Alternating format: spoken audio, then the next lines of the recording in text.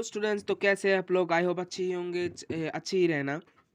तो इस वीडियो का मेन टॉपिक है क्लास 11 का चैप्टर 10 स्टेट लाइन का इंट्रोडक्शन वीडियो। मतलब इस वीडियो पे हम लोग क्लास 11 का चैप्टर 10 का स्टेट लाइन का इंट्रोडक्शन समझ लेंगे। चलिए अब बिना देर के वीडियो को करते हैं स्टार्ट। सबसे पहले हम देखेंगे चैप्टर के नेम के बारे में। स्ट्रेट लाइन, स्ट्रेट लाइन चीज होता क्या है? तो आप लोगों के दिमाग में आता है सर एक सीधा सा दाग दे दिया तो ये क्या है, हो गया एक स्ट्रेट लाइन। नहीं, आप लोग जो भी सोच रहे हैं वो पूरा फुल्ली गलत है। एग्जिट डेफिनेशन की अगर मैं बात करूँ तो स्ट्रेट लाइन होती क्या है? अगर हम कोई भी 2 पॉइंट्स ले तो ले लेता हूँ 2 पॉइंट्स ले तो इनके अंदर जो एक डिस्टेंस है इसको हम पता कर ले तो ये क्या हो जाएगा, हमारा एक स्ट्रेट लाइन हो जाएगा। तो यहाँ पर अगर अगर मैं डेफिनेशन लिखूँ तो क्या हो जाएगा, तो मैं लिख के दिखाता हूँ। मतलब मैं आपको समझ देता हूँ। डेफिनेशन है शॉर्टेस्ट डिस्टेंस बिटवीन 2 पॉइंट्स। मतलब मैंने 2 पॉइंट ले लिया, इस 2 पॉइंट के अंदर जाने के रास्ता तो बहुत सारे हैं, लेकिन जो शॉर्टेस्ट डिस्टेंस होगा तो वो ही होगा हमारा स्ट्रेट लाइन। मतलब कोई भी दो पॉइंट के अंदर जो शॉर्टेस्ट डिस्टेंस होगा हमारा, वो ही होगा हमारा स्ट्रेट लाइन। अगर हमें 2 पॉइंट्स गिवन है, ये 2 कोऑर्डिनेट x1 y1 और q x2 y2, 2 coordinate given है। तो इस 2 कोऑर्डिनेट के अंदर हमें हमें पूछा जाए तो इस दोनों अंदर के स्ट्रेट लाइन का जो स्ट्रेट लाइन का जो लेंथ है वो हमें कैसा पता चलेगा, तो चलिए देखते हैं। अगर हमें P से लेके Q तक का डिस्टेंस पता करना है तो पी क्यू, ये लोग आप ये फॉर्मूला आप क्लास 10 पे भी कर सकते हैं। मतलब आपने क्लास 10 में कराया है तो लिख लेते हैं फॉर्मूला। ये क्या है, x2 minus x1 whole square plus y2 minus y1, लिख लिया। यही था हमारा फॉर्मूला जो आपने क्लास 10 पे भी किया था। ये तो हो गई हमारा पहला फॉर्मूला। और दूसरा जो फॉर्मूला आता है वो है, लिख लेते हैं। अगर हमें कोई लाइन गिवन है, इस लाइन के अंदर इसका कोऑर्डिनेट है x1 y1 और इसका कोऑर्डिनेट है x2 और y2, और इसका जो रेशियो देकर रखा है m/n में, रेशियो m/n इसका रेशियो दिया है, समझ लिया आप। और इसको p नाम दिया और इसको m और n में रेशियो में डिवाइड कर रखा है। तो इस p के जो हमें कोऑर्डिनेट मतलब एक्स वाई कोऑर्डिनेट हमको निकालना है तो क्या करना पड़ेगा, इसका जो फॉर्मूला है वो होगा p ऑफ x y। पहले x की निकालेंगे, mx2 plus nx1 m plus n comma my2 plus ny1 by m plus n। ये हो गया हमारा फॉर्मूला। आई होप ये चीज़ आपको बहुत अच्छी तरह से क्लियर हो रही है। अगर हमें इस रेशियो गिवन है तो हम मिड पॉइंट निकाल सकते हैं। मतलब यहाँ पर जो पॉइंट गिवन है उसके हम निकल सकते हैं। और थर्ड जो आता है पॉइंट हमारा मिड पॉइंट, चलिए देखते हैं। मिड पॉइंट, मिड पॉइंट कैसे समझ लेकर आता है, मतलब मिड पॉइंट कैसा है। मान लिया हमारे पास कोई लाइन है, ये है x1 y1, ये है x2 और y2, और हमें कोई p पॉइंट फाइंड आउट करना है जो कि एक मिड पॉइंट है। तो यहाँ पर जो रेशियो गिवन है m/n, मतलब m इक्वल टू n हुआ, क्योंकि यहाँ पर मिड पॉइंट बताया है हमें। जब m इक्वल टू n हो तो p का पॉइंट कैसे निकालेंगे, तो देखते हैं। x1 plus x2 by 2 by y1 plus y2 by 2, ये हो गया हमारा p का पॉइंट। इस तरीके से हम क्या कर सकते हैं, मिड पॉइंट को हम फाइंड आउट कर सकते हैं अगर m और n क्या हो, इक्वल हो। आई होप ये चीज़ आपको बहुत अच्छी तरह से क्लियर हो रही है। उसके बाद हमारा आता है एरिया ऑफ ट्रायंगल का, उसका फॉर्मूला। इसके कोऑर्डिनेट्स हमें कैसे गिवन है, x1 y1 x2 y2 x3 और y3। और हमारा फिफ्थ जो है एरिया ऑफ ट्रायंगल, मतलब इसका नाम दे देते हैं ए बी और सी। इसका एरिया हम कैसे निकालेंगे तो देखते हैं। तो देखिए area of triangle A B C ये कैसे निकलते हैं। ये जो फॉर्मूला है ना, इसको बच्चे को दिक्कत होती है। इसे मेरे सर ने भी सिखाया था, वो सर सिखाया था, बट ये सर ने जो सिखाया था वो आज भी याद है। चलिए मैं बता देता हूँ उस ट्राइंगल का फॉर्मूला। हाफ लिख लेंगे, फिर x1 ब्रैकेट दे देंगे प्लस y2 सॉरी x2 दे देंगे प्लस x3 दे देंगे, ब्रैकेट दे देंगे, और ये जो होगा y बैठा देंगे, y भी दे देंगे, y दे देंगे 1 2 3 2 3 1 3 1 2, मतलब एक सर्किल है। ये फॉर्मूला का बेसिस मैं देता रहूँ। यहाँ पर है 1, यहाँ पर है 2 और यहाँ पर है 3, मतलब 1 के बाद 2 आएगा, 3 फिर 3 आएगा, और 2 के बाद 3 आएगा, 3 के बाद 1 आएगा, और 3 के बाद 1 और 2 आएगा। ये फॉर्मूला बहुत अच्छी तरह से सीख लीजिए, ये मेरे सर ने बताया था, आज भी मुझे याद है। अब तक जो मैंने बात किया था वो था क्लास 10th का। अब जो आप तो क्लास 11 फ़ोन कर रहे हो तो थोड़ा सा तो एडवांस होना पड़ेगा। ये अब जो बात करेंगे वो होगा हमारा क्लास 11 का टॉपिक। अब जो हमारे नेक्स्ट आएगी वो होगी स्लोप ऑफ ए लाइन, मतलब स्लोप ऑफ ए लाइन। और इस स्लोप का हम कैसे रिप्रेजेंट करते हैं? एम से रिप्रेजेंट करते हैं। सबसे पहले तो ये समझो स्लोप का जो मतलब है वो होता क्या है। मान लिया हमारे पास कोई है, ये एक एक्स एक्सिस है, कोई अनदर एक्सिस, इसके ऊपर क्या है? इंक्लाइंड। ये मान लिया हमारा एक्स एक्सिस और ये मान लिया हमारा एक्स डैश एक्सिस। अब इंक्लाइंड हो गए तो क्या क्रिएट करेगा? तो एक कुछ ना कुछ तो थीटा क्रिएट कराएगा ही। तो ये जो इंक्लाइनेशन होता है इसे ही हम कहते हैं स्लोप ऑफ ए लाइन। अब एक साइड तो थीटा है और दूसरे साइड से हम मेजर करेंगे तो क्या हो जाएगा? 180 डिग्री माइनस थीटा। तो अब फिर से देख लो, इस इंक्लाइनेशन को ही हम कहते हैं स्लोप ऑफ ए लाइन। मान लिया ये जो लाइन है इसका कोऑर्डिनेट गिवन है x1 y1 और यहाँ पर है x2 और y2 ये हमको गिवन है। और इन पॉइंट्स की मदद से अगर हमें स्लोप फाइंड आउट करनी हो तो किसकी इक्वल है? अगर थीटा गिवन है तो tan theta equal to y2 minus y1 अपन में x2 माइनस x1, या फिर इसको हम क्या लिख सकते हैं? m लिख सकते हैं। अगर कोऑर्डिनेट हमें गिवन हो तो हम कैसे इसका थीटा निकालेंगे?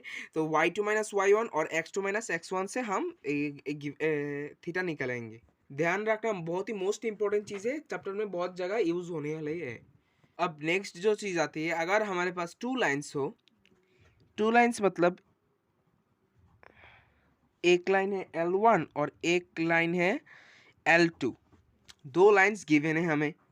अगर मैं कह दूँ कि L1 जो है वो पैरेलल है L2 का, मतलब L1 है लाइन और ए है L2, मतलब स्लोप ऑफ लाइन जे है, मतलब स्लोप ऑफ लाइन मतलब स्लोप ऑफ L1 जो होगी वो इक्वल होगा स्लोप ऑफ L2। समझ में आ गई बात? दिक्कत नहीं है। इसकी मान लिया स्लोप है M1 और इसकी मान लिया M2 है, तो क्या होगा? M1 इक्वल टू M2 हो जाएगा। आई होप ये चीज़ आपको बहुत अच्छी तरह से क्लियर हो गई है। अब अगर बात करें L1 पैरेलल इन L2 तो क्या होगा?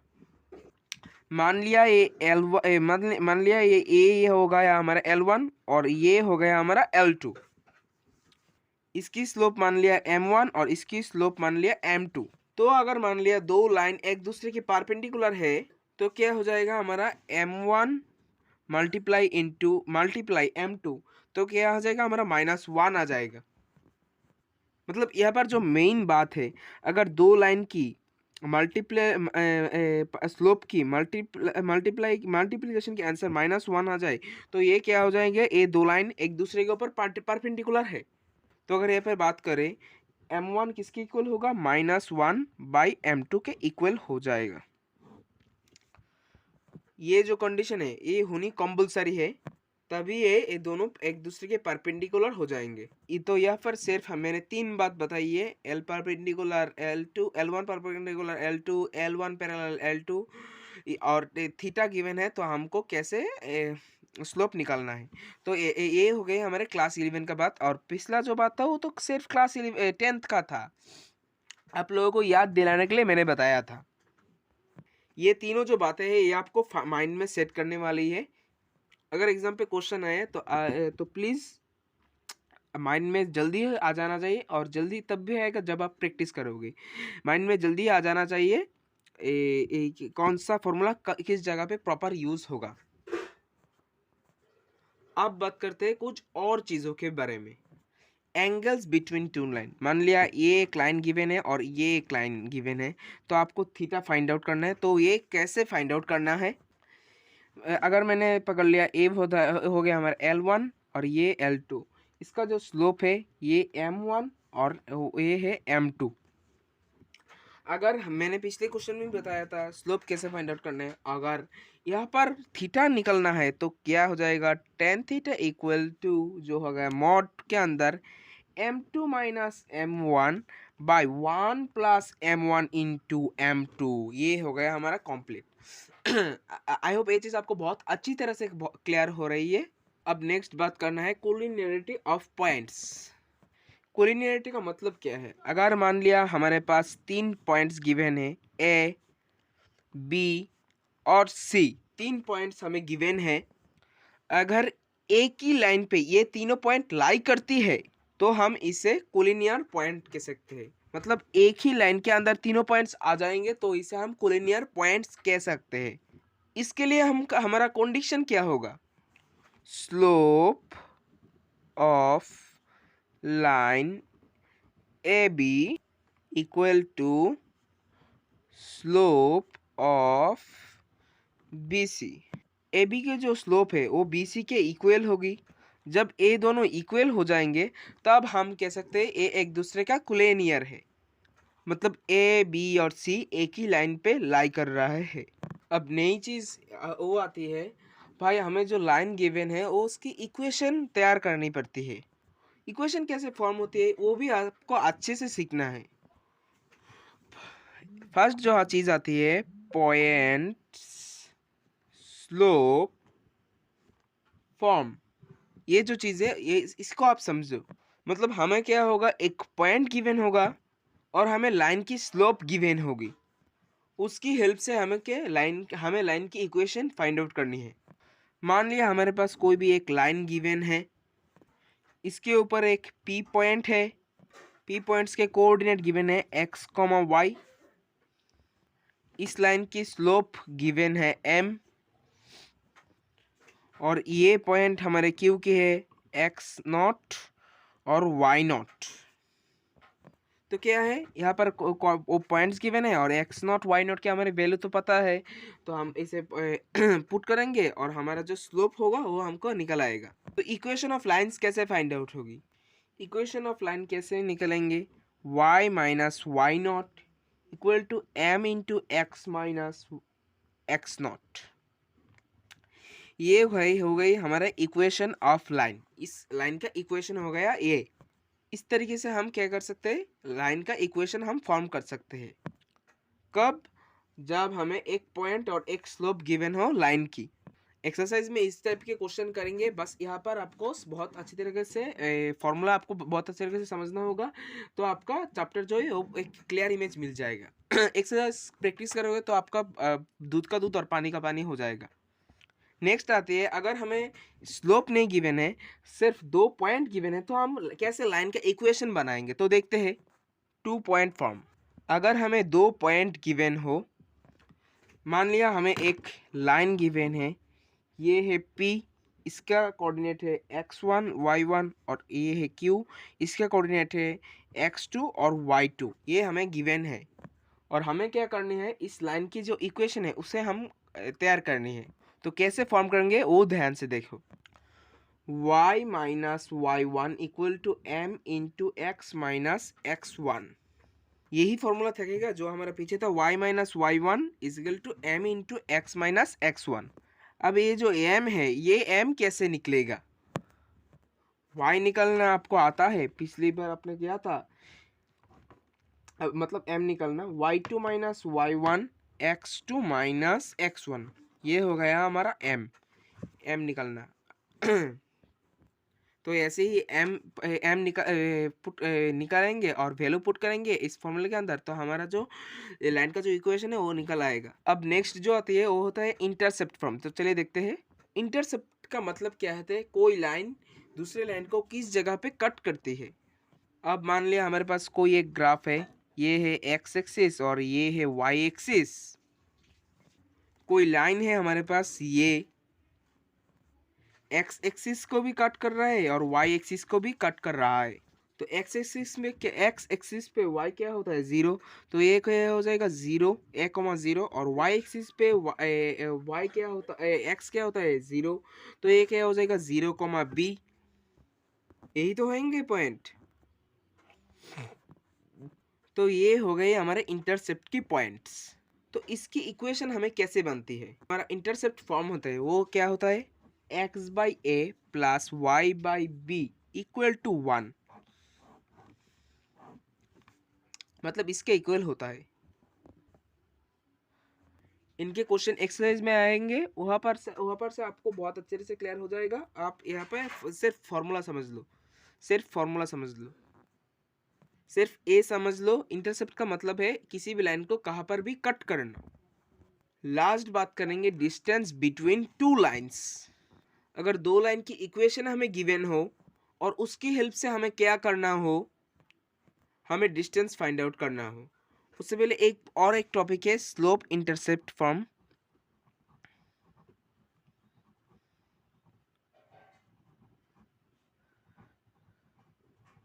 ये है हमारा स्लोप इंटरसेप्ट फॉर्म्स। अब यहाँ पे क्या होता है, हमारा लाइन की स्लोप गिवन होती है, तो हमारा जो इक्वेशन बनता है तो वो होता है y equals to M x plus C के। ये होती है equation of line slope intercept के फॉर्म में। m होता है हमारा स्लोप और c होता है कांस्टेंट। आई होप ये चीज़ आपको बहुत अच्छी तरह से क्लियर हो रही है। स्लोप अगर हमें गिवन हो तो हमारा इक्वेशन क्या होगा, y equal to M x plus C, और c क्या होगा हमारे यहाँ पर constant.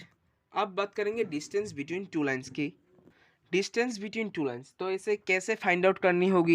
Distance between two line पता करने के लिए हमें दोनों लाइन की इक्वेशन पता करनी चाहिए। कैसे, मान लिया y equal to M x plus c one और y is equal to M x plus c two. दोनों लाइन के मिडिल में अगर हमें डिस्टेंस फाइंड आउट करना है तो क्या हो जाएगा, d is equal to mod of c one minus c two और अंडर अपन में रूट 1 प्लस एम स्क्वायर हो जाएगा। तो ये हो गया दो लाइन के डिस्टेंस फाइंड आउट करने का, C1 माइनस C2 और अपन में root over 1 plus m square.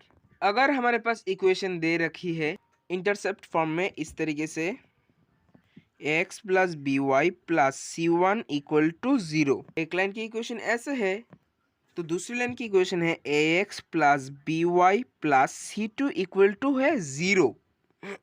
इस फॉर्म में अगर इक्वेशन दे रखी है तो यहाँ पर डिस्टेंस क्या हो जाएगा, C1 माइनस C2 मॉड के अंदर, और नीचे नीचे अपन में आ जाएगा root over a square plus b square. I hope ये वीडियो आपको बहुत अच्छी लगी है। अगर ये वीडियो अच्छी लगे तो प्लीज़ चैनल को कर देना सब्सक्राइब और अपने दोस्तों के अंदर बहुत ज़्यादा शेयर कर दो, सपोर्ट कर दो। ये मेरी एक गुजारिश है, प्लीज़। तो मिलते हैं अगली वीडियो पे, तब तक के लिए बाय बाय।